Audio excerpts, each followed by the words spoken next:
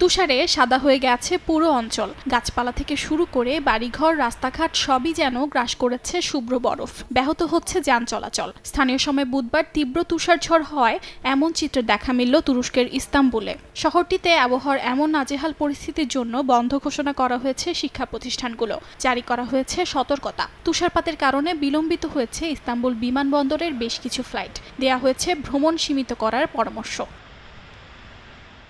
ইস্তাম্বুলের পাশাপাশি সুলতান গাজী, কুচুক চেকমাজে এবং বাসাকশেহির এলাকায় দেখা দিয়েছে তুষারপাতের প্রকোপ। এছাড়াও বাগজিলার এসেনলার, কাকিতানে, বেইওলু এবং বেশিকতাশ সহ বেশ কিছু অঞ্চল ঢেকে গেছে সাদা তুষারে। এমন অবস্থায় সতর্কতার সঙ্গে গাড়ি চালানো এবং পাবলিক ট্রান্সপোর্ট ব্যবহার করতে পরামর্শ দিয়েছে কর্তৃপক্ষ। আমার বাসা 500 মিটার দূরে, কিন্তু আমি উপরে যেতে পারছি না। আমার কাছে বরফের টায়ার নেই। যদি থাকতো তাহলে আজ এমন হতো না। এখন আমি এখানে দাঁড়িয়ে অপেক্ষা করছি।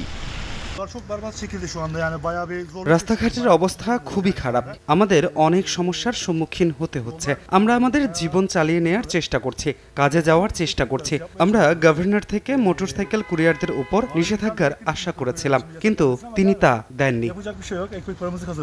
সপ্তাহব্যাপী তুষারঝড় অব্যাহত থাকার কথা জানিয়েছে দেশটির আবহাওয়া কর্তৃপক্ষ। অর্চিতা শয়াজিন, সময় সংবাদ।